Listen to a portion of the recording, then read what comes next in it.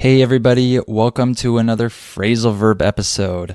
I hope that you've found these phrasal verb episodes useful so far.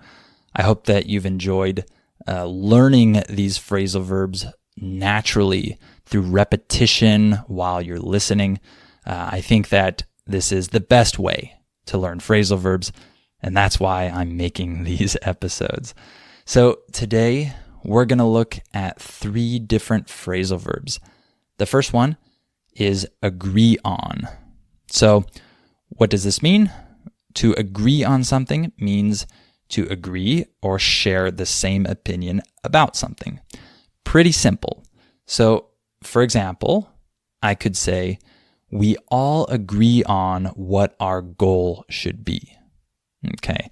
This just means that we share that same opinion. We agree about this goal. Okay? So that's the first one. And then we have 2 that are similar. The first one is aim at. And this means that you intend to achieve something. But specifically, we like to use this with ing verbs afterwards. Okay? So for example, I'm aiming at reducing our costs by 20%. Okay? So I'm aiming at reducing with ing. That means that I intend to reduce our costs by 20%. Okay? So that's how we would use aim at. And then one other phrasal verb we're going to look at is aim for. So this is very similar to aim at.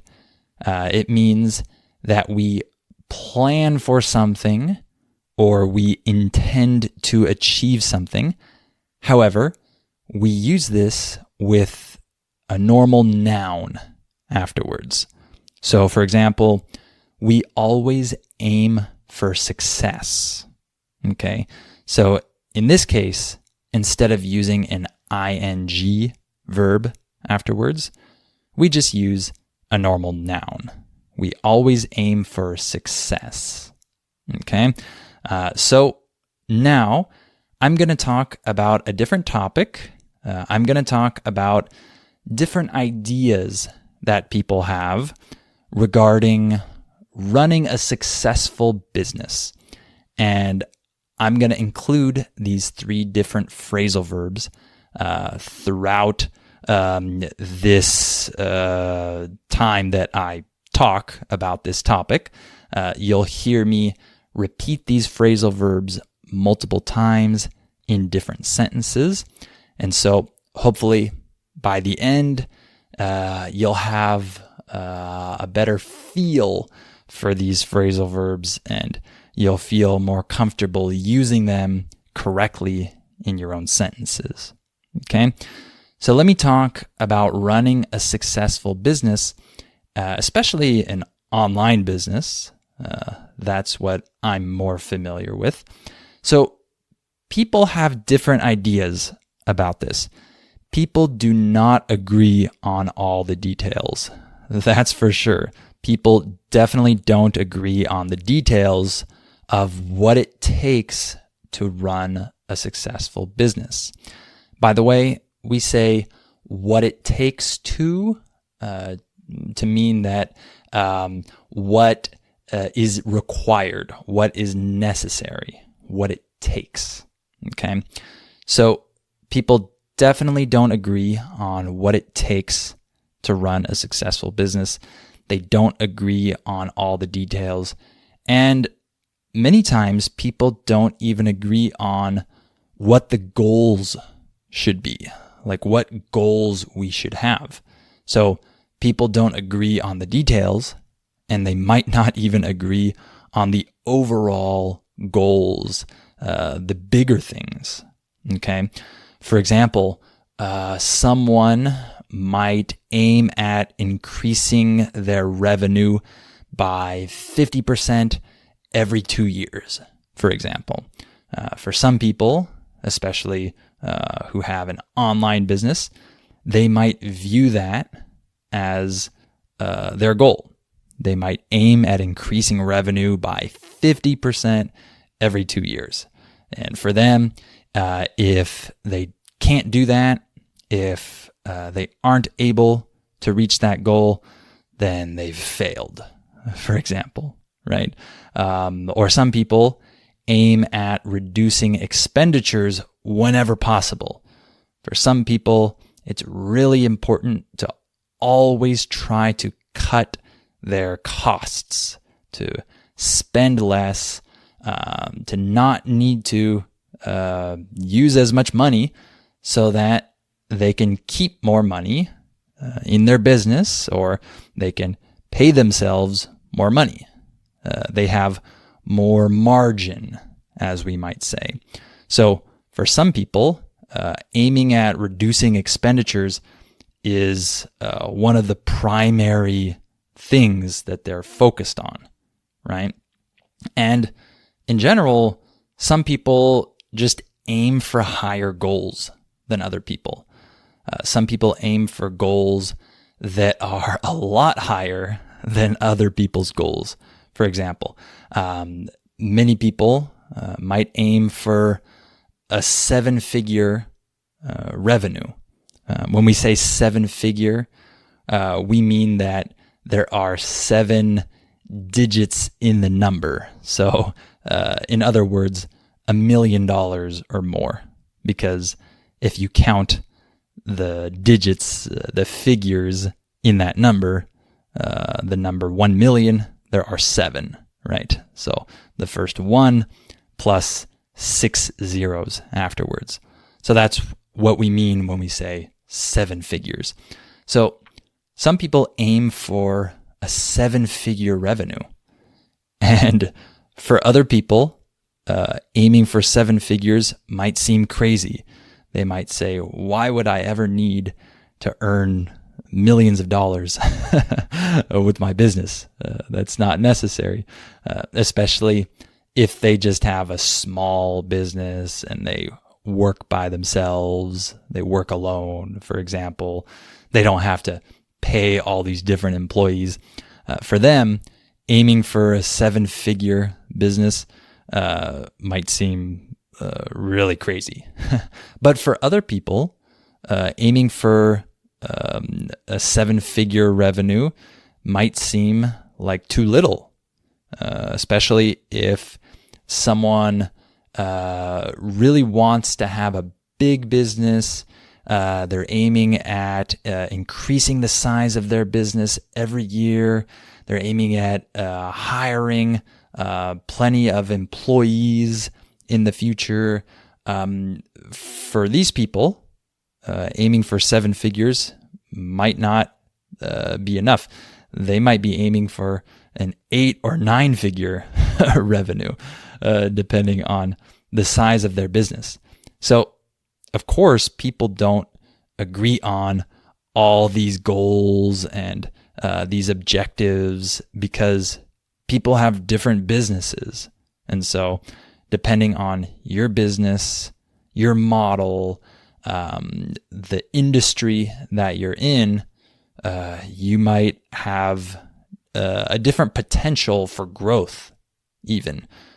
In some industries, it might not be very realistic to aim for a 9-figure revenue, let's say, because there might not be that much money in that particular industry.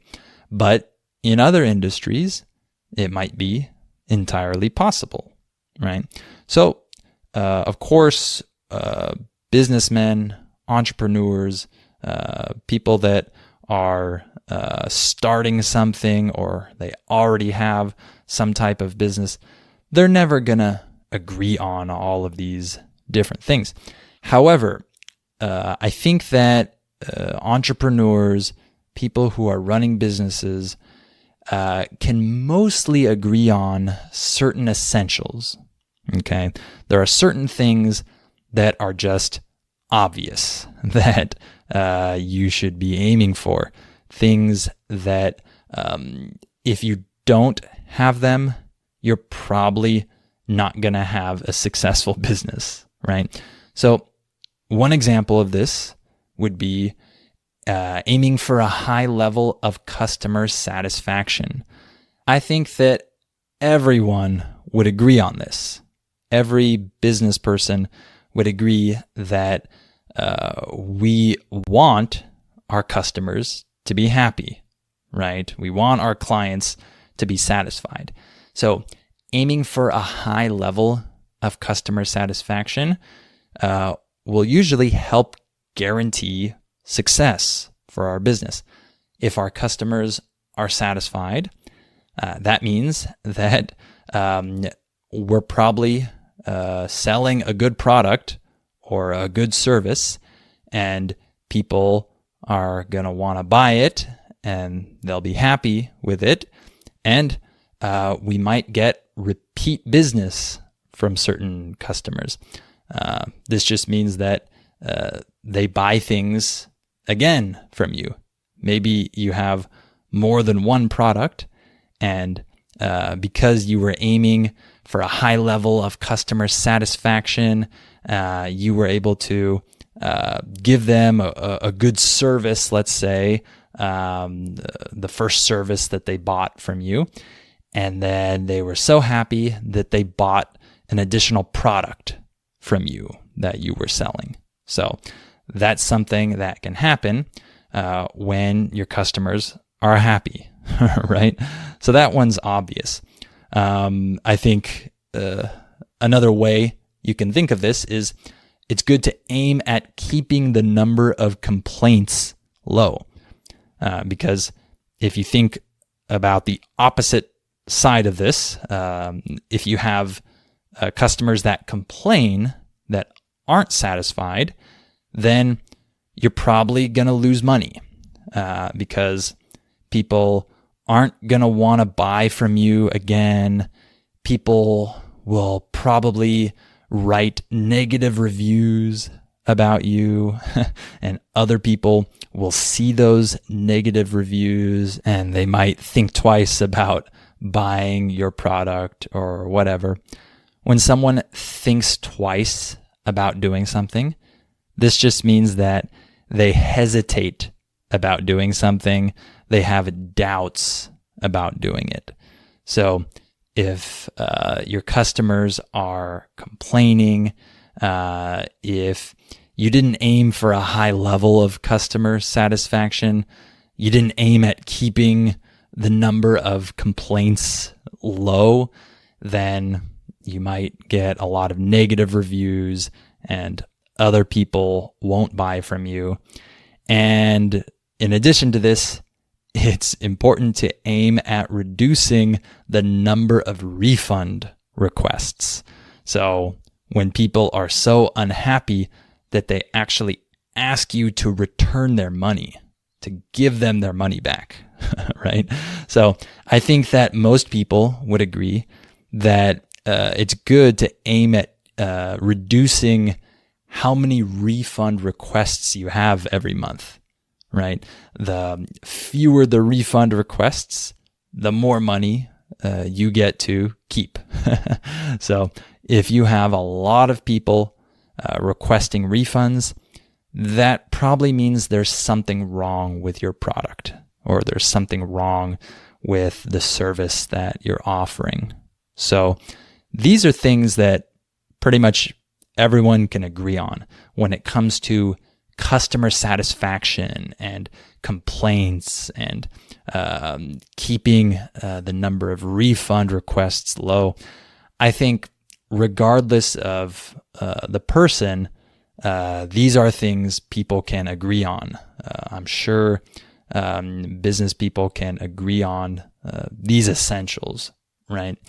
So people can agree on those. And I think people can agree on the fact that each type of business has its own unique challenges. Okay, so there aren't solutions that will always work 100% of the time for every single business, because our businesses are different. Our industries are different. our customers are different, and our goals are different. So I think we can all agree on this fact, and we can agree on the fact that there are some things that are going to work for certain businesses that won't work for other businesses. So if I'm always trying to just copy other online entrepreneurs and do exactly what they do, this probably isn't always going to be good for my own business, right? Because their business is not my business. Their problems are not my exact problems. Their clients aren't my same clients. So it's not going to be 100% the same, right? We can all agree on the fact that each type of business has its own unique challenges. Okay. Some challenges that I face are challenges that another person will never face, for example, depending on their business model and their goals, etc. Right? So we spend our time dealing with different types of problems depending on our own industry, our own business. Of course, we all aim for success. I don't think that there is a single entrepreneur that doesn't aim for success. Of course, we can all agree on the fact that we want to be successful, right? But we define success differently as well. So we don't agree on what success is. So some people have a different idea of success. They might think of success in purely financial terms, how much money they can generate from their business. Other people define success as how their business can help them have a more balanced life. And for other people, that's their definition of success. So we're all aiming for success, but we don't necessarily agree on the definition of success, right? We're all aiming at having success in our business, maybe growing and keeping our customers satisfied. However, the overall goal of wanting to be successful, aiming for success, that looks different for each person, depending on their own definition of what success is, right? So there are a lot of things we can agree on, but there are definitely some things that we won't agree on because we're all different people. We all have different businesses, right?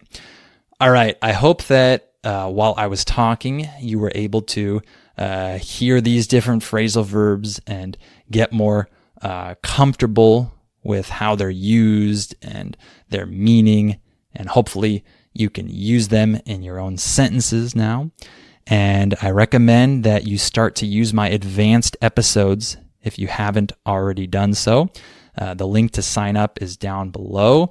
If you become a Listening Time family member, you'll get 2 new advanced episodes every month in which I speak fast. So this will help you get accustomed to real English, how English sounds when native speakers speak at normal speed. And you can also use my US Conversations podcast to practice listening to 2 people talking fast with each other.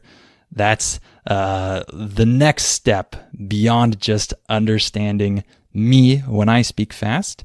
You should be able to eventually understand my conversations that I have with other native speakers when we're speaking at normal speed.